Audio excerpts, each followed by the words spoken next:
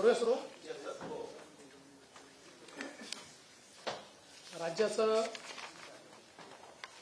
पावसाळी अधिवेशन उद्यापासून सुरू होत आहे.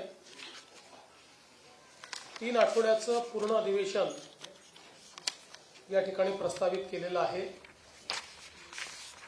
आणि अधिवेशनाच्या माध्यमातून सर्वसामान्य नागरिकांचे प्रश्न सुटावेत या दृष्टीनं सकारात्मक चर्चा आणि त्याच्यावर सरकारच्या वतीनं योग्य उपाययोजना अशा पद्धतीचं नियोजन करणं हे सरकारी पक्ष म्हणून आम्ही त्याचा प्रयत्न करणार आहोत. खरं म्हणजे आजही आमच्या विरोधी पक्षांनी चहापानावर बंदी घातली किंवा चहापानावर बहिष्कार घातला. खरं तर ते चर्चेला आले असते तर काही गोष्टींवर चर्चा झाली असती, काही विचारविनिमय झाला असता, पण त्याऐवजी त्यांनी 6 पानाचं एक पत्र आम्हाला दिलं. एक गोष्ट चांगली आहे की मागच्या वेळी पत्रावर सह्या नाहीत अशी टीका झाल्यामुळे यावेळी पत्रावर सह्या दिसत आहेत. पण आपल्यापैकी ज्यांनी पत्र बघितलं असेल त्यांच्या लक्षात येईल की आधीच सगळ्यांच्या सह्या वेगळ्या पानावर घेऊन ठेवल्या आहेत आणि त्याच्यावर 6 पानाचं पत्र जोडलेलं आहे. त्याच्यामुळे हरकत नाही, पण किमान म्हणजे काहीतरी आमचे विरोधक लक्षात घेत आहेत, ही अतिशय चांगली गोष्ट आहे. आणि आपण जर बघितलं तर हा जो काही सह्यांचा जो काही एका कागदावर त्या ठिकाणी हाताने पृष्ठ क्रमांक लिहिलेला आपल्याला पाहायला मिळतो, त्यातून लक्षात येतं की ते वेगळं जोडलेलं आहे. आपण जर हे पत्र बघितलं, मला थोडी शंका आली म्हणून मी जरा चेक केलं तर माझ्या लक्षात आलं की हे पत्र देखील ChatGPTने तयार केलं आहे. याचा उपयोग करून म्हणजे पत्र हे तयार करण्याकरता आता विषय राहिले नाहीत, कल्पकता राहिली नाही किंवा प्रश्नांचं आकलन जे आहे ते आकलन राहिलेलं नाही. त्यामुळे एआयचा उपयोग करून पण मला या गोष्टीचा आनंद आहे की किमान टेक्नॉलॉजीचा उपयोग हे विरोधक करायला लागलेले आहेत. ही चांगली गोष्ट आहे. आपल्यापैकी प्रत्येकालाच तंत्रज्ञानाचा उपयोग केला पाहिजे. येणारा जमाना एआयचा असल्यामुळे येणारी आव्हानं लक्षात घेत विरोधकांनी आतापासून त्याचा उपयोग सुरू केला, त्याबद्दल मी त्यांचं अभिनंदन देखील या निमित्ताने करतो. आणि खरं तर आपण बघितलं पाहिजे की आता या ठिकाणी यावेळी जयंतराव वेळेवर पोहोचले या पत्रकार परिषदेमध्ये, कारण आपण कनेक्टिंग लिंक तयार केलेली असल्यामुळे ते कुठेही ट्रॅफिकमध्ये अडकले नाहीत आणि या ठिकाणी ते पोहोचले. फक्त आता अल निनोला देखील आमच्याशी जोडण्याचा प्रयत्न त्यांचा चाललेला आहे. ही देखील अतिशय आनंदाची गोष्ट आहे की हे पण जर त्यांनी ChatGPTला विचारलं असतं तर अशा प्रकारचे स्टेटमेंट्स त्यांनी केले नसते. आणि आपल्याला कल्पना आहे की भास्करराव अलीकडच्या काळात खूप रागवतात.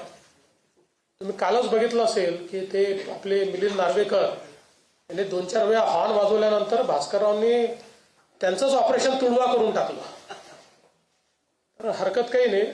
मला असं वाटतं की आता एकूणच या संपूर्ण पत्रकार परिषदेमध्ये कोणताही नवा विषय हा विरोधक मांडू शकलेले नाही.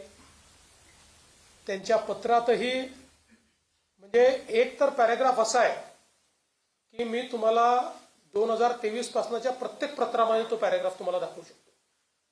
म्हणजे त्याचं ते काही बदलतच नाही, तसे तेच घटना टाकतात.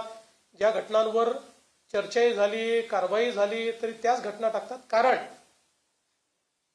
लोकांना अपेक्षित असे मुद्दे हे विरोधकांना अवगतच नाही आहेत. हा याच्या मागचा मोठा प्रश्न आहे. आता त्यांनी कर्जमाफीच्या संदर्भात देखील याच्यामध्ये सूतोवाच केलेला आहे. पहिल्यांदा तर मी स्पष्ट करू इच्छितो, समोर कुठल्याही निवडणुका नसताना आम्ही कर्जमाफी केली आहे. केवळ विधानसभाच नाही तर आम्ही स्थानिक स्वराज्य संस्थाच्या निवडणुका जिंकलेलो आहोत. तरी देखील आम्ही हा विचार केला नाही की आता काय करायचं आहे, आता 2029ची निवडणूक आहे, त्यामुळे 28 किंवा 29 मध्ये कर्जमाफी करू असा विचार आम्ही केला नाही. कारण आमच्याकरता कर्जमाफी हा राजकीय विषय नाही. आमच्याकरता कर्जमाफी ही शेतकऱ्यांकरता एक आपल्याला आमचा शेतकरी जगला पाहिजे, आमच्या शेतकऱ्याला पुन्हा कर्ज घेण्याची शक्ती प्राप्त झाली पाहिजे, याकरताचं एक इन्स्ट्रुमेंट, एक उपकरण म्हणून आम्ही कर्जमाफीकडे पाहतो. यापूर्वीही जेव्हा आम्ही कर्जमाफी केली होती तेव्हाही मी सांगितलं होतं की कुठल्याच कर्जमाफीने शेतकरी कधी श्रीमंत झाला नाही. कर्जमाफी हा काही परमनंट उपाय पण नाही, पण परिस्थिती अनुरूप आपल्याला कर्जमाफी करावी लागते. कारण त्याशिवाय त्या कर्जाच्या नेटमध्ये पुन्हा आपल्याला शेतकऱ्याला आणता येत नाही. पण हे करत असताना यावेळी आपण एक कमिटी तयार केली आणि त्या कमिटीला हे काम दिलं होतं की त्यांनी शॉर्ट टर्मच्या उपाययोजना, लॉंग टर्मच्या उपाययोजना, बँकिंग सिस्टीमवर त्याचा होणारा परिणाम, या सगळ्या गोष्टीचा विचार करून त्या संदर्भातला रिपोर्ट द्यावा. समितीच्या रिपोर्टच्या आधारावर काही निकष आपण यामध्ये टाकलेले आहेत. पण मला असं वाटतं की आज आपण जर विचार केला तर 36,585 कोटी रुपये आणि 56 लाख शेतकऱ्यांना या कर्जमाफीचा लाभ होणार आहे. आणि हा जो आकडा आहे आतापर्यंतच्या झालेल्या कर्जमाफींमधला सगळ्यात मोठा आकडा आहे. सर्वात जास्त बेनिफिशियरीज आतापर्यंतच्या कर्जमाफीमधले या कर्जमाफीत असणार आहेत. त्यामुळे काही गोष्टी निश्चितपणे आपण केलेल्या आहेत की बँकिंग सिस्टीम जी आहे त्या बँकिंग सिस्टीमवर जर ताण आला आणि बँका जर त्या ठिकाणी अडचणीत आल्या तर उद्याच्या काळामध्ये आजच आपण पाहतोय, मागच्या काळात नागपूरसारखी बँक, वर्धेसारखी बँक, बुलढाणासारखी बँक, या बँका अडचणीत आल्यामुळे आज या जिल्ह्यांमध्ये कर्ज घेणाऱ्या शेतकऱ्याची संख्या ही मोठ्या प्रमाणात कमी झालेली. आणि म्हणून बँकाही कशा प्रकारे वाचवता येतील, पण कर्जमाफी बँकेकरता नाही ती शेतकऱ्याकरता, अशा पद्धतीनं याचं स्ट्रक्चरिंग आम्ही केलेलं आहे. आणि म्हणून हे आता 2 लाखाचं सांगतात, मागच्या काळामध्ये 2 लाखाच्या वर 2 रुपये झाले तरी यांनी कर्जमाफी दिलेली नाही. आम्ही मात्र वरचे पैसे भरले तर 2 लाख रुपये त्याच्या खात्यामध्ये भरतो आणि तेही 10% शेतकरी आहे. बाकी सगळे शेतकरी, मी एक्झॅक्ट आकडेवारी सभागृहात देईल, पण बहुतांश शेतकरी हे 2 लाखाच्या आतले शेतकरी आहेत. आणि त्यांना सगळ्यांना आपण कर्जमाफी देतो. वारंवार 3-3 वेळा आपण कर्जमाफी करत असताना कुठेतरी कर्ज भरण्याची जी काही सिस्टीम आहे ती सिस्टीम ही कोलॅप्स होऊ नये, की सरकार कर्जमाफी करणारच आहे अशा पद्धतीची भावना तयार होऊ नये म्हणून काही उपाययोजना याच्यात समितीने सांगितल्या, त्या उपाययोजना आपण केल्या. पण ही कर्जमाफी जशी पुढे जाईल तसं एक याच्यात उपसमिती केली आहे. मी आणि दोन्ही उपमुख्यमंत्री आणि काही मंत्री त्या उपसमितीत आहेत. आम्हाला सगळे अधिकार या उपसमितीला मिळालेले आहेत. या उपसमितीच्या माध्यमातून ही कर्जमाफी पुढे जात असताना ज्या ज्या अडचणी येतील किंवा जिथे कुठे असं वाटतंय की शेतकऱ्यावर अन्याय होतोय किंवा काही बदल करण्याची आवश्यकता आहे, ते सगळे अधिकार आम्हाला दिलेले आहेत. त्यानुसार त्यावेळी योग्य निर्णय हे आम्ही निश्चितपणे त्या ठिकाणी घेऊ. खरं म्हणजे एक राज्यामध्ये खूप अडचणीची परिस्थिती तयार झालेली आहे. अल निनोमुळे पाऊस खूप लांबलेला आहे आणि मोठ्या प्रमाणात पावसाचं डेव्हिएशन आहे. जर आपण जून महिन्याच्या पावसाचा विचार केला तर आतापर्यंत सरासरीपेक्षा 80% कमी पाऊस पडलेला आहे. आणि तो आपण जर बघितला तर विदर्भात 80%, मध्य महाराष्ट्रात 83% आणि कोकणात तर सरासरीच्या 86% कमी आहे. मराठवाड्यात ओव्हरऑल पाऊस कमी पडत असल्यामुळे तो 69% कमी आहे. त्यामुळे ही अत्यंत चिंतेची बाब आहे. काही जिल्ह्यांमध्ये तर अजून पावसाचा एक थेंबही पडलेला नाही. आता जे काही IMDने आज आपल्याला माहिती दिलेली आहे त्या माहितीप्रमाणे कोकणामध्ये 23 जून पासनं पावसाचा थोडासा जोर धरेल आणि काही प्रमाणात पाऊस, जोराचा पाऊस हा काही दिवसात आपल्याला तो पाहायला मिळेल. पण विदर्भ असेल किंवा मराठवाडा असेल, इथे मात्र कमी किंवा मध्यम पाऊसच सध्या आहे. त्यामुळे जुलैच्या पहिल्या आठवड्यापर्यंत खूप पाऊस किंवा पेरणीलायक पाऊस अद्याप तरी सर्वदूर दिसत नाहीये. काही भागात येईल तो, पण स्कॅटर्ड येणार आहे. आणि म्हणून आमची सर्व शेतकऱ्यांना विनंती असेल की सातत्याने आम्ही ॲडवायझरी देतो आहोत. राज्य सरकारच्या ॲडवायझरीप्रमाणे म्हणजे 100 मिलीमीटर पाऊस जेव्हा जमिनीत जातो त्यानंतरच या पेरण्या करणं हे अपेक्षित आहे.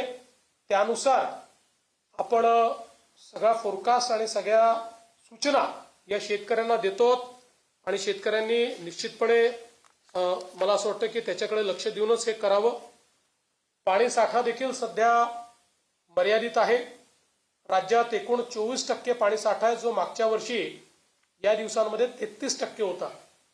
नागपूर विभागात 35% आहे, अमरावती विभागात 38% आहे, छत्रपती संभाजीनगर विभागात 26% आहे, पुणे विभागात केवळ 14% आणि कोकणात 29% आहे, नाशिक विभागात 24% आहे. त्यामुळे एकूणच आपण जी काही शेती करता पाण्याची आवर्तनं होती ती काही प्रमाणात आता आपण त्याच्यात बंदी घातली, विशेषतः उपस्यावर बंदी घातली आवर्तनापेक्षा.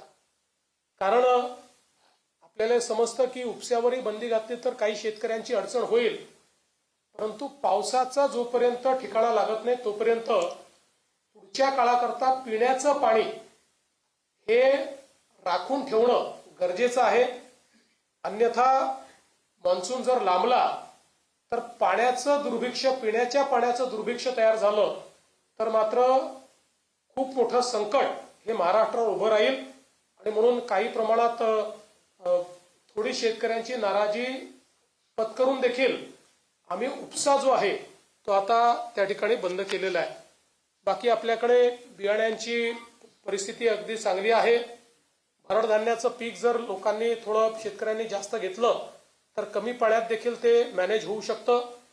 आता इंधन आणि गॅसच्या पुरवठ्यातही काही फार अडचणी राहिलेल्या नाही आहेत. आणि मला असं वाटतं की आता खतांच्या संदर्भातही मिश्र खतं योग्य पद्धतीने उपलब्ध आहेत. युरियाची थोडी कमतरता आहे, पण एकदम कमतरता आहे असं नाही आहे. त्याच्यामध्ये थोडं लक्ष देऊन आपण युरियाचं जे काही वाटप आहे ते करण्याचा प्रयत्न या ठिकाणी करतो आणि केंद्र सरकार त्याचा पुरवठा देखील आपल्याला या ठिकाणी करते. आज खरं म्हणजे विरोधकांनी आपल्या पत्रामध्ये नीट परीक्षेचा उल्लेख केलेला आहे. आज अतिशय नीट पद्धतीनं नीटची परीक्षा पार पडलेली आहे आणि राज्यातील 2 लाखापेक्षा जास्त विद्यार्थ्याने कुठलीही अडचण न येता नीटची परीक्षा ही त्या ठिकाणी दिलेली आहे. खरं म्हणजे आता राज्यामध्ये आपण अनेक सुधारणा केलेल्या आहेत. त्या संदर्भातली सगळी माहिती सभागृहामध्ये आपण वेगवेगळ्या चर्चांच्या माध्यमातून देऊ. केंद्रामध्येही एनडीएच्या सरकारला 12 वर्ष पूर्ण झाली आहेत आणि त्याही संदर्भात महाराष्ट्राला मोठ्या प्रमाणात मोदीजींच्या सरकारची जी मदत मिळाली त्याबद्दल त्यांचे आभार आम्ही मानतो. त्याची माहिती सभागृहाच्या माध्यमातून देण्याचा प्रयत्न आम्ही करू. मला असं वाटतं की एकूणच जर आपण या सभागृहाचा विचार केला तर 10 विधेयकं या अधिवेशनामध्ये मान्यते करता येणार आहेत. आणि त्यातलं सगळ्यात महत्त्वाचं मी समजतो असं विधेयक म्हणजे महिला शेतकऱ्यांना कायदेशीर दर्जा देण्याचं विधेयक आहे.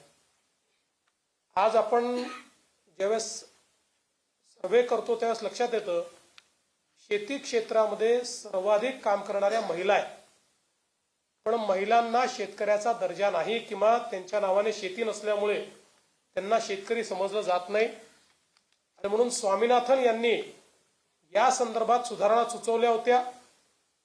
स्वामीनाथन यांच्याच कन्या ज्या आहेत सौम्या स्वामीनाथन यांनी या संदर्भात आपल्याला कल्पना असेल की आपल्या महिला शेतकरी वर्षाच्या निमित्ताने आपल्याकडे एक जॉईंट सेशन आपण घेतलं होतं आणि त्यावेळी त्यांनी या संदर्भातलं एक प्रेझेंटेशन करून महिला शेतकरी या संदर्भातला दर्जा देणारं विधेयक जर आणलं तर त्याचा महिला शेतकऱ्यांना कसा फायदा होईल याचं प्रेझेंटेशन केलं होतं. त्यानुसार आता आपण हा निर्णय केलाय आणि याच अधिवेशनामध्ये आपण महिला शेतकऱ्यांना कायदेशीर दर्जा देऊन त्या शेतकरी असल्याचा दाखला हा त्यांना देणार आहोत. या व्यतिरिक्त अनेक विधेयकं याच्यामध्ये आहेत आणि मला असं वाटतं की काही एक फक्त विधेयक मागचं पेंडिंग विधेयक आहे विधान परिषदेत, बाकी नवीन विधेयकं या ठिकाणी येणार आहे. आणि निश्चित मी पुन्हा एकदा सांगतो, आमचा प्रयत्न हा संवादाचाच आहे. विरोधकांनी संवाद ठेवला तर आम्ही चर्चेतनं सगळ्या गोष्टींची उत्तरं द्यायला तयार आहोत. राजकारण केलं तर राजकीय उत्तर मिळेल, समाजकारण केलं सामाजिक उत्तर मिळेल, हितांकरता निर्णय केले किंवा हितांकरता चर्चा केली तर हितकारी अशा प्रकारचंच त्या ठिकाणी उत्तरं मिळतील. हा विश्वास मी या निमित्ताने आमच्या विरोधकांना देतो आणि मला विश्वास आहे की 3 आठवडे हे जे अधिवेशन चालणार आहे यामध्ये सामान्याच्या हितांचा विचार आम्ही निश्चितपणे करू. मी पुन्हा एकदा आपल्या सर्वांचे आभार मानतो आणि माननीय उपमुख्यमंत्री एकनाथराव शिंदेजी यांना विनंती करतो की त्यांनी आपल्याला या ठिकाणी संबोधित करावे.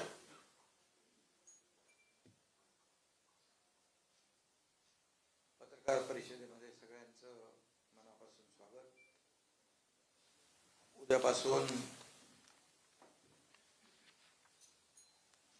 अधिवेशन, पावसाळी अधिवेशन सुरू होत आहे आणि आज आंतरराष्ट्रीय योग दिनाच्या देखील आपल्याला सगळ्यांना शुभेच्छा. आदरणीय प्रधानमंत्री नरेंद्र मोदीजींनी योगाला जागतिक स्तरावर नेण्याचं काम केलं, त्यामुळे आम्ही सगळ्यांनी योगा केलेला आहे सकाळी. आणि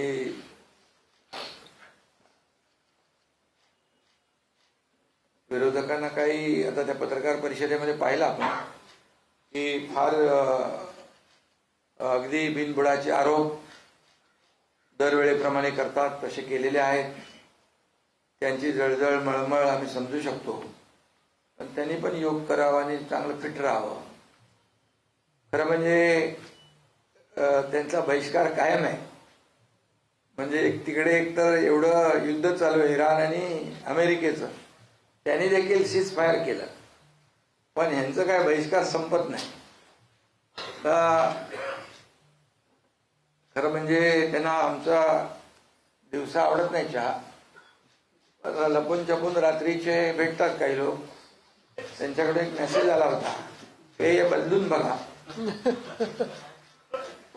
जाऊ द्या, गमतीचा भाग आहे. परंतु माझं त्यांना एवढंच सांगणं आहे की अधिवेशन जे असतं हे राज्यातले प्रश्न सोडवण्यासाठी आणि राज्यातल्या प्रश्नांना न्याय देण्यासाठी. परंतु विरोधी पक्षाने नेहमीच बहिष्काराचं जे काही हत्यार कायम ठेवलेलं आहे आणि त्यामुळे ठीक आहे, मुख्यमंत्री महोदयांनी सांगितलेलं आहे की आमची सगळ्या प्रश्नांची उत्तरं द्यायची आमची तयारी आहे. सभागृहामध्ये आज अनेक विषय आहेत. दुष्काळ आता पाऊस आपला अल निनोमुळे पुढे गेलाय, त्याच्यावरचं नियोजन आहे, त्याच्या बाबतीत सूचना असतील, पुढच्या शेतकऱ्यांच्या बाबतीत काही प्रश्न असतील त्यांनी मांडावे आणि त्याला न्याय मिळवून घेण्याचं काम सरकारकडून विरोधी पक्षांनी केलं पाहिजे. मुख्यमंत्री महोदयांनी शेतकऱ्यांच्या बाबतीमध्ये अगदी आकडेवारी सहित सगळे आकडे इथे दिलेले आहेत. मी आपल्याला सांगू इच्छितो की आमच्या महायुती सरकारच्या काळात आतापर्यंतच्या इतिहासामध्ये शेतकऱ्यांना जेवढी मदत कधी झाली नाही तेवढी मदत शेतकऱ्यांना झालेली आहे. त्याचे आकडे माझ्याकडे आहेत. आकडे मगाशी देखील मुख्यमंत्री महोदयांनी 36,000 कोटीची जी आपली कर्जमाफी आहे ती देखील आहे. 2022 मध्ये 15,000 कोटी रुपये त्यांना दिले आपण. त्याचबरोबर महाविकास आघाडीने जी कर्जमाफी केली होती त्याचे जे नियमित कर्जफेड करणाऱ्या लोकांचे 50,000 रुपये ते त्यांनी दिले नाहीत, ते आम्ही दिले 2023 मध्ये. त्यामुळे शेतकऱ्यांना मदत करताना कधी महायुतीने हात आखडता घेतला नाही. आमच्या काळात शेतकऱ्यांना NDRFच्या दुप्पट मदत दिली. 2 हेक्टरची लिमिट 3 हेक्टर केली. अगदी गोगलगाईने केलेले नुकसान देखील भरून दिलं. सततच्या पावसामुळे होणारं नुकसान ते देखील दिलं. या सगळ्या गोष्टी ज्या आहेत विरोधकांना माहीत आहेत, विरोधी पक्षाला माहीत आहेत, तरी सुद्धा नेहमी ते बिनबुडाचे आरोप करत असतात. आज मगाशी देखील मुख्यमंत्री म्हणाले की निवडणुका आहेत का आता, तर नाही आहेत. परंतु जे आम्ही घोषणा केली शेतकऱ्यांना कर्जमाफीची, ते आम्ही दिलेला शब्द पाळणारे आहोत. आम्ही आमची भूमिका अतिशय शेतकऱ्यांच्या बद्दल उदार भूमिका आहे. शेतकरी हा आपला मायबाप आहे. आम्ही नेहमी म्हणतो आमच्या तिजोरीवर, राज्याच्या तिजोरीवर, सरकारच्या तिजोरीवर पहिला अधिकार कुणाचा असेल तर बळीराजाचा असेल. आणि म्हणून बळीराजाला कधीही वाऱ्यावर न सोडण्याचं काम महायुती सरकारने केलेलं आहे. आणि त्यामुळे त्यांनी समोर चर्चा करावी. त्यांनी किती पैसे दिले, आम्ही किती दिले, कारण आम्ही देणारे आहोत, घेणारे नाही. आणि त्यामुळे हे वारंवार आम्ही दाखवलेलं आहे. आणि म्हणूनच मी आपल्याला सांगतो की आता शेतकरी जो अल निनोमुळे आता संकटात आहे, त्याला आपण मदत केली पाहिजे. मग सत्ताधारी पक्ष असू दे, विरोधी पक्ष असू दे, सगळ्यांनी एकत्र येऊन या ठिकाणी शेतकऱ्यांच्या प्रश्नावर आपण चर्चा केली पाहिजे. शेतकऱ्यांना न्याय मिळाला पाहिजे. त्याचबरोबर पेरण्यांच्या बाबतीमध्ये देखील मुख्यमंत्री म्हणाले पेरण्यांची देखील घाई करता कामा नये, दुबार पेरणीची वेळ येता कामा नये, याच्याबद्दल देखील आपले सगळे लोक मार्गदर्शन करतायत.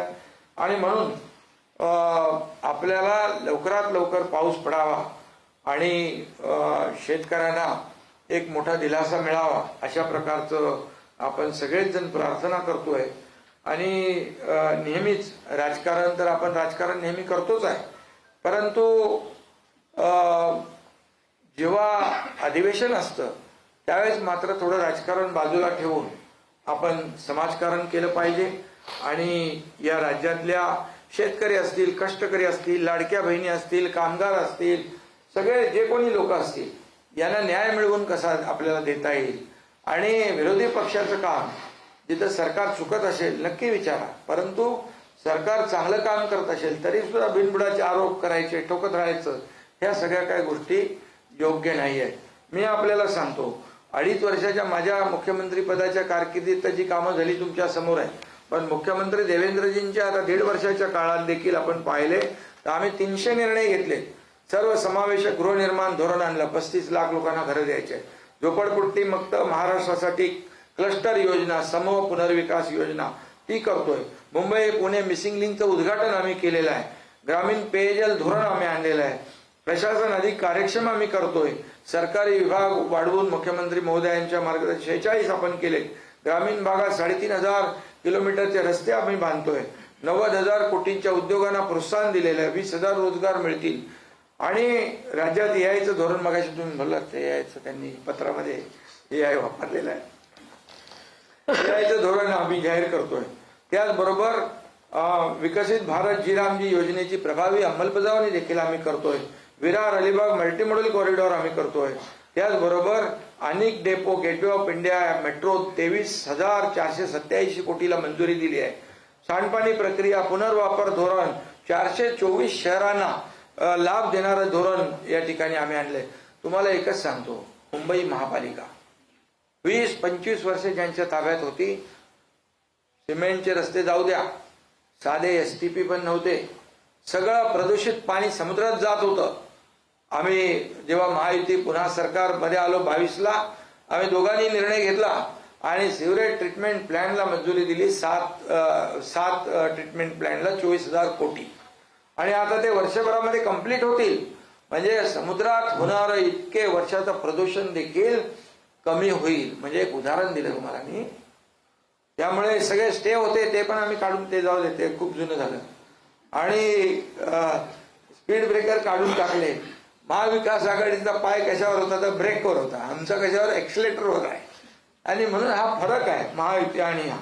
आणि त्यामुळे आता खूप मोठ्या प्रमाणावर इन्फ्रास्ट्रक्चरमध्ये आपण नंबर 1 आहोत, जीडीपीत नंबर 1 आहोत, स्टार्टअपमध्ये नंबर 1 आहोत, FDI मध्ये नंबर 1 आहोत, सगळीकडे नंबर 1 आहे. नवीन मुंबईचं एअरपोर्ट त्याचं लोकार्पण झालं. आता ठाणे आणि नवी मुंबई विमानतळा उन्नत मार्ग आम्ही करतोय. मुंबई आणि नवी मुंबई एअरपोर्टला मेट्रोने जोडतोय. हे सगळे प्रकल्प सांगण्याचं कारण आपल्याला की ते म्हणतात काय केलं काय केलं काय केलं. अरे काय केलं ते हे बघा ना, डोळे उघडा, डोळे बघा नीट. आणि त्यामुळे काय कोणाचा प्रचार करत नाही भाई, परंतु विरोधी पक्षाने देखील सरकार किती गतिमानतेने वेगाने काम करतोय याचे ऍप्रिशिएशन सोडा, पण टीका टिप्पणी करताना खोटे आरोप करू नका. आज देशाचे प्रधानमंत्री नरेंद्र मोदीजी जे 12 वर्ष कार्यकाळ झाला, आज 12 वर्षामध्ये 2014 पूर्वीची आपण परिस्थिती पाहिली, 2014 नंतरची परिस्थिती पाहिली देशाची, म्हणजे महाराष्ट्राला काय ते काँग्रेस पार्टीने 2 लाख कोटी दिले होते ना, 2 लाख कोटी 2 लाख कोटी 10 वर्षात. मोदी साहेबांनी 2 लाख कोटी 10 वर्षात, आणि 10 वर्षात मोदी साहेबांनी 12 लाख कोटी रुपये दिले. तरी मोदी साहेबांच्या नावाने खडे फोडतात, त्यांच्यावर आरोप करतात. आणि म्हणून महाराष्ट्राच्या विकासाला चालना देण्यासाठी आम्ही जातो त्यांच्याकडे. आम्ही दिल्लीमध्ये गेलो तरी पोटात दुखते, मी गावी गेलो तरी पोटात दुखते, तर काय करायचं. आणि म्हणून मोदी साहेबांनी सरळ असते या ठिकाणी आपल्या 76,000 कोटीचं वाढवण बंदराला आज एक जागतिक दर्जाचं वाढवण बंदर होतंय. का पोटात दुखतंय तुमच्या? अरे बाबा, हे महाराष्ट्र पुढे जातोय, महाराष्ट्र पुढे वेगाने पुढे जातोय, त्याच्यामध्ये सामील व्हा. आणि म्हणून मी आपल्याला एवढंच सांगतो की किती आरोप केले, किती काही केलं तरी सुद्धा महायुतीने जे काम केलेलं आहे, पूर्वी जेव्हा देवेंद्रजी मुख्यमंत्री होते त्यांनी सुरू केलेल्या योजना, जलयुक्त शिवार योजनेसारखा महत्वाकांक्षी प्रकल्प मराठवाडा वॉटर ग्रीड बंद करून टाकला, स्टे मारून टाकला, त्याच्यावर बंद केला. हे काय तर ह्याच्यामध्ये भ्रष्टाचार झालेला आहे. चौकशी केली, 1 रुपयाचा भ्रष्टाचार नाही, पण त्यांनी चांगली योजना बंद केली. मग ती आम्ही पुन्हा सुरू केली 2022 मध्ये, आणि 2022 मध्ये सगळ्या योजना पुढे केल्या. 2022ला सरकार बदललं नसतं ते महाराष्ट्र 20-25 वर्ष मागे गेला असता. आणि म्हणजे वस्तुस्थिती आहे, तुम्ही बघताय, कोस्टल रोड बघताय.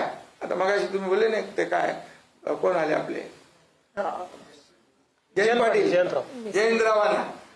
आम्ही विरोधी पक्षाला पण ते मोकळा ठेवलाय, फटाफटी या म्हणून, लवकर या. आणि म्हणून Atal Setu, coastal road, missing link, समृद्धी महामार्ग, किती प्रकल्प आम्ही केले. आज देवेंद्रजी गेले होते तिकडे दावोस मध्ये, किती आणले हो? 15 लाख, किती 16 लाख 16 लाख कोटी. मी गेलो तेव्हा सुरुवातच होती, मला वाटलं अरे बाबा कोण करतील की नाही, आता नवीन सरकार आले, तरी सुद्धा त्यावेळेस देखील 7 लाख कोटी रुपयाचं MOU साईन झाले. नुसतं MOU नाही, त्याचं एक्झिक्युशन झालं, त्याचं कन्व्हर्जन झालं, त्याची अंमलबजावणी झाली. नुसते आम्ही कागदावर नाही. आज बघा, सिंगल विंडो क्लिअरन्स काय येतात उद्योग एवढे मोठ्या प्रमाणावर. का विरोधी पक्ष जे खोटे नाटे आरोप करतो, जर आम्ही काम केलं नसतं तर हे आले असते का? या झालेल्या निवडणुकांमध्ये, महापालिका, स्थानिक स्वराज्य संस्थांमध्ये एवढा मोठं यश महायुतीला मिळालं असतं का? अरे म्हणाले बिनविरोध झाले निवडणूक. अरे बिनविरोध झाले, तुमचे उमेदवार पळून गेले तर आम्ही काय करणार? आणि त्यामुळे विरोधकांनी आत्मचिंतन केलं पाहिजे, आत्मपरीक्षण केलं पाहिजे. का या सगळ्या गोष्टी विकासाला आपण प्राधान्य दिलेलं, आम्ही खुर्चीला प्राधान्य दिलं नाही. आमचा अजेंडा विकासाचा अजेंडा आहे. लाडक्या बहिणींमध्ये त्या लाडक्या बहिणींचे म्हणाले योजना बंद केल्या. अरे बाबा, तसं होऊ शकत नाही. लाडक्या बहिणींची योजना कधी बंद होणार नाही. पण ज्या लाडक्या बहिणींच्या नावावर पुरुषांनी पैसे घेतले, मग त्यांना पुरुषांचे चालू ठेवायचे का पैसे? अरे कुठंतरी बघा ना तुम्ही. आणि का कोण त्याच्यामध्ये केवायसी मध्ये बाबा याच्यामध्ये का आपण रद्द केलंय? आणि पात्र आमची लाडकी बहीण एकही वंचित राहणार नाही योजनेपासून, हे देखील पत्रकारांना आम्ही तर आपल्या माध्यमातून त्यांना सांगतो, अरे तुम्ही बोलताय लाडकी बहीण लाडकी बहीण, जेव्हा लाडकी बहीण योजना सुरू केली तर कोर्टात कोण गेलं होतं? कोर्टात तेच गेले होते, बंद मिळू नये म्हणून लाडक्या बहिणींना. आणि त्यामुळे ते जाऊ द्या, परंतु आम्ही लाडकी बहीण योजना सुरू केली, राबवली, पुढेही चालू राहणार. आणि या सगळ्या योजना ज्या आहेत या सगळ्या योजना बघा, कर्जमाफीचा आम्ही निर्णय घेतला, मुख्यमंत्र्यांनी अर्थसंकल्पीय अधिवेशनामध्ये घोषणा केली, त्याचं आता शेतकऱ्यांना वाटप सुरू होत आहे. आणि मग आम्ही बोलतो ते करतो, दिलेला शब्द पाळतो. आम्ही प्रिंटिंग मिस्टेक कधी म्हणत नाही. प्रिंटिंग मिस्टेक झाली म्हणून निवडणुकीत बोलायचं असतं, करायचं कुठं असतं, असं नाही आहे. आणि म्हणून महायुती सरकार जे आहे या ठिकाणी महाराष्ट्राला पुढे घेऊन चाललंय. डबल इंजिन सरकार आहे, केंद्र सरकारचं पूर्ण पाठिंबा आहे. आणि म्हणून मी आपल्याला एवढंच सांगतो, यावं त्यांनी सभागृहामध्ये बोलावं, चर्चा करावी, प्रत्येक प्रश्नाला ते जबाब मिळेल. पायऱ्यावर जाऊन फक्त स्टंटगिरी करायचं सोडून द्या. आणि लोक बघता, लोक पाहता. आणि म्हणून विरोधी पक्षाला देखील ते संख्या कमी असली तरी सुद्धा आम्ही त्यांना मान देणार. शेवटी लोकशाहीमध्ये आम्ही सत्तेत असलो तरी सुद्धा त्यांचा अनादर करणार नाही. परंतु त्यांनी देखील या ठिकाणी जे आहे वस्तुनिष्ठ बोललं पाहिजे. फुकटचं काहीतरी खोटे नाटे आरोप करता कामा नये, एवढंच माझी त्यांना सूचना आहे. बाकी तर उद्यापासून तुम्हाला कळेलच सगळं.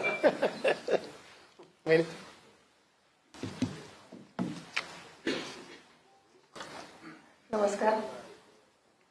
आदरणीय मुख्यमंत्री साहेब, उपमुख्यमंत्री साहेब, आजच्या या पत्रकार परिषदेसाठी उपस्थित सर्वच आपण पत्रकार बंधू भगिनींनो आणि माध्यम प्रतिनिधींचे सर्वांचेच मी मनापासून स्वागत करते. तसेच आपल्याला आजच्या जागतिक योग दिनाच्या शुभेच्छा देते. उद्या पण महाराष्ट्र विधिमंडळाचं पावसाळी अधिवेशनाला प्रारंभ होत आहे. या अधिवेशनाच्या पूर्वसंध्येला या पत्रकार परिषदेच्या आयोजन केलेलं आहे आणि आपण सर्वजण उपस्थित आहात, त्याबद्दल सर्वांचंच धन्यवादही मानते. आपल्या लोकशाही व्यवस्थेमध्ये विधिमंडळ हे जनतेच्या अपेक्षा, प्रश्न आणि आकांक्षा मांडण्याचं सर्वोच्च व्यासपीठ आहे असं माझं मत आहे. आणि या अधिवेशनामध्ये जनहिताचे विषय, विकास कार्य आणि राज्याच्या प्रगतीशी संबंधित महत्त्वाच्या मुद्द्यावर सखोल चर्चा नक्कीच होईल. अधिवेशनाच्या या पूर्वसंध्येला आयोजित चहापान कार्यक्रम ही राज्यातली खरंतर जुनी आणि सकारात्मक परंपरा आहे. हा कार्यक्रम केवळ औपचारिकता नसून सत्ताधारी आणि विरोधी पक्षामधील संवादाचं प्रभावी माध्यम आहे. मतांमध्ये विविधता असू शकते, पण लोकशाहीमध्ये संवाद अत्यंत महत्त्वाचा असतो. जनतेच्या हितासाठी विधायक चर्चा आणि सकारात्मक सहकार्य हे आवश्यक असतं. आणि आपल्याला माहितीच आहे की विरोधकांनी नेहमीप्रमाणे चहापानावर बहिष्कार घातलेला आहे. मात्र मी जास्त याच्यावर बोलू इच्छित नाही, कारण मुख्यमंत्री साहेबांनी सर्व सांगितलेलं आहे. पण माझं मत आहे की संवादाने प्रश्न सुटतात आणि यावर माझा विश्वास आहे. राज्य सरकार विरोधकांच्या प्रत्येक विधायक सूचनांचं नेहमीच स्वागत करत आलेले आहे.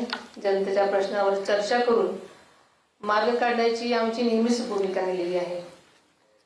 आणि राज्याच्या विकासासाठी शेतकरी, कामगार, महिला, युवक, उद्योग, शिक्षण, आरोग्य आणि पायाभूत सुविधांशी संबंधित विषयांवरती सरकार अधिवेशनामध्ये नेहमीच सकारात्मक भूमिका मांडत आली आणि मांडेल. यंदाच्या या अल निनोच्या प्रभावामुळे राज्यामध्ये अपेक्षित प्रमाणामध्ये पाऊस अद्याप सुरू झालेलाच नाही. अजूनही मान्सूनचा प्रभाव आपल्याला हवा तसा नाहीच आहे. अशा परिस्थितीमध्ये शेतकऱ्यांच्या घाईगडबडीत क्रेडिट करण्याचं टाळावं. भारतीय हवामान विभागाच्या म्हणजेच IMD अधिकृत अंदाज घेऊनच पेरणीबाबत निर्णय घ्यावा असं आमचं सगळ्यांचंच मत आहे. आपल्याला माहिती आहे की प्रधानमंत्री किसान सन्मान निधी योजनेचा 23वा हप्ता आदरणीय पंतप्रधान नरेंद्र मोदी साहेबांच्या हस्ते 2च दिवसांपूर्वी ऑनलाईन पद्धतीनं वितरित करण्यात आला. या हप्त्याअंतर्गत महाराष्ट्रातील सुमारे 51 लाख शेतकरी कुटुंबांचा त्यांच्या खात्यात एकूण 1,817 कोटींची रक्कम थेट जमा करण्यात आलेली आहे. सध्याच्या मान्सून आगमनाला उशीर होत असल्याच्या पार्श्वभूमीवर बळीराजाला यामुळे नक्कीच धीर, आधार आणि दिलासा देणारी ही बाब आहे. हे पावसाळी अधिवेशन जनतेच्या अपेक्षांना न्याय देणारं, विकासाला गती देणारं आणि राज्यही त्यांचे निर्णय घेणारं ठरेल असा माझा विश्वास आहे.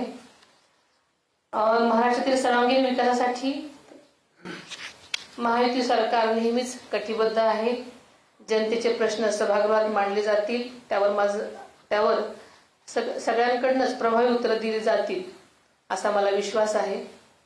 आणि बाकी सगळ्याच घटकांवर आदरणीय मुख्यमंत्री साहेबांनी, उपमुख्यमंत्री साहेबांनी प्रकाश टाकलेलाच आहे. युनोने हे वर्ष आंतरराष्ट्रीय महिला शेतकरी वर्ष म्हणून जाहीर केलं आहे आणि महिला शेतकऱ्यांना त्यांचे हक्क आणि सन्मान मिळवून देण्यासाठी राज्य शासन कटिबद्ध आहे. यांच्या या समीकरणासाठी व अधिवेशनात विधेयक सादर केलं जाणार आहे आणि हे अधिवेशन अतिशय सकारात्मक रीतीने पार पडेल असा माझा विश्वास आहे. धन्यवाद. सीएम साहब, विपक्ष के नेताओं का आरोप है, खासकर भास्कर जाधव का, कि जो कॉन्ट्रैक्टर है उनका जो बिल का पेमेंट किया जाता है उसका 56% कमीशन लिया जाता है. उनका लगता है. देखिए, भास्कर जाधव जी के पास कौन पहुंचा मुझे पता नहीं. हमारे पास तो ऐसी कोई शिकायत आई नहीं है. कोणीही अशा प्रकारची तक्रार केली तर त्याच्यावर कारवाई होईल. पण मला असं वाटतं अलीकडच्या काळामध्ये भास्कर जाधवांचा जो भास आहे तो वाढलेला आहे. त्यांना वेगवेगळे भास व्हायला लागलेले आहेत. त्यातनं कदाचित हा भास त्यांना झालेला असेल. हे सरकार इतकं ट्रान्सपरंट आहे की कोणाला मंत्रालयात यावंच लागत नाही. थेट खात्यामध्ये पैसे जमा होतात.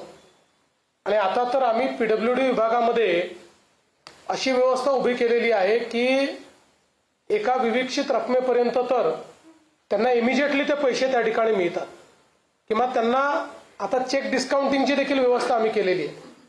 आणि काही अजूनही व्यवस्था ज्या आहेत या ऑनलाईन करण्याचा आमचा प्रयत्न आहे. ट्रान्सपरंटली काम चाललेलं आहे. हवेत तीर मारायचे, वाटेल ते आरोप करायचे यांनी जनतेचा विश्वास मिळत नाही. आम्हीही विरोधी पक्षात होतो, पुरावे देऊन आरोप केले, केलेला आरोप कधी परत घेतला नाही. धानाच्या बोनसचा प्रश्न अजूनही प्रलंबित आहे. त्या संदर्भात यापूर्वी सांगितलेलं आहे. हेच सरकार आहे की ज्या सरकारने वारंवार धानाला बोनस दिलाय. यापूर्वीच्या सरकारने धानाला बोनस दिलेला नाही. त्यामुळे या संदर्भात राज्य सरकारने सांगितलंय योग्य वेळी योग्य निर्णय आम्ही करू.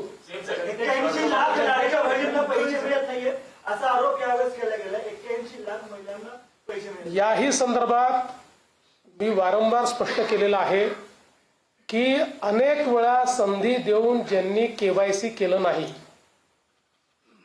याचा अर्थ कुठल्या तरी एका नियमात ते बसत नाहीये. जसं आमच्या लक्षात आलं की 10 लाख लाभार्थी असे आहेत की जे इन्कम टॅक्सच्या लिमिटच्या बाहेर आहेत. 2.5 लाखाच्या वर ज्यांचं त्या ठिकाणी उत्पन्न आहे. आपण काही अटी शर्ती ठेवून ही योजना लावली होती ज्यात 2.5 लाखाच्या आत उत्पन्न पाहिजे, एका घरामध्ये 2च महिलांना हे घेता येईल, अशा ज्या अटी शर्ती आपण लावल्या होत्या. आता आपण सगळा डेटा कलेक्ट करतो. तो डेटा कलेक्ट केल्यानंतर जसं इन्कम टॅक्स विभागाचा डेटा आला तर त्यात आपल्याला लक्षात आलं की कोण कोण इन्कम टॅक्स पेई आहे पण तरी लाडकी बहीण घेतली आहे. RTOचा डेटा घेतला तर लक्षात आलं कोणाकडे 4 व्हीलर आहे पण तरीही त्या ठिकाणी त्यांनी बेनिफिट घेतलेला आहे. रेशन कार्डाचा डेटा घेतला तर लक्षात आलं की एकेका घरामध्ये 6-6, 7-7 लोकांनी समजा घेतलं असेल तर 2चा नियम आहे. त्यामुळे शेवटी एखादी योजना आपण सुरू करतो त्याचे जे निकष असतात त्या निकषाप्रमाणे योजना चालली आहे की नाही हे CAG त्याचं ऑडिट करतात. आणि ऑडिटमध्ये जर निकषाच्या बाहेर ती योजना चालली असेल तर राज्य सरकारवर ताशेरे येतात. आणि म्हणून सुरुवातीला आपण योजना सेल्फ सर्टिफिकेशनवर केली होती. तुम्ही जे सांगाल ते सत्य मानून योजना दिली जाईल. पण शेवटी सत्ययुग नसल्यामुळे काही पुरुषांनी आम्ही स्त्री आहोत असं सांगून काही भाऊ लाडक्या बहिणी झाले, त्यांचं आम्हाला बंद करावं लागलं. असंच ज्या निकषांच्या पलीकडे ज्या ज्या लोकांनी लाभ घेतला होता त्या लोकांचं त्या ठिकाणी केवायसी त्यांनी केलं नाही, किंवा केवायसी केलं पण नंतर लक्षात आलं की हे त्या डेटाबेसमध्ये देखील उपलब्ध आहेत, अशांचंच बंद झालंय. जे नियमात आहेत, केवायसी केलं आणि नियमात आहेत, एकही हप्ता त्यांचा थकवलेला नाही. दर महिन्याला नियमित आपण त्यांना पैसे देतो आहोत.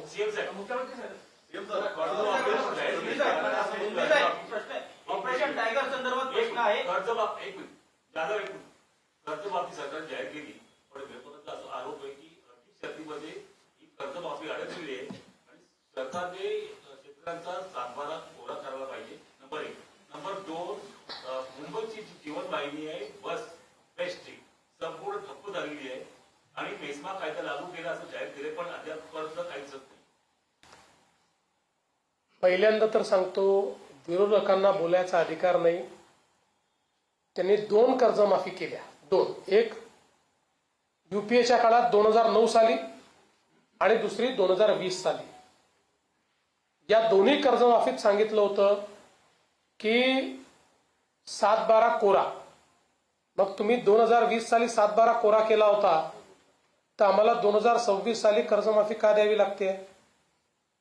त्यामुळे मुळातच पुन्हा एकदा सांगतो, कर्जमाफीचा जो काही उद्देश असतो तो जे शेतकरी कर्ज मिळण्याकरता अपात्र झालेले आहेत ते पुन्हा कर्ज घेण्याच्या परिस्थितीत आले पाहिजेत, एलिजिबल झाले पाहिजेत, याकरता कर्जमाफी करायची असते.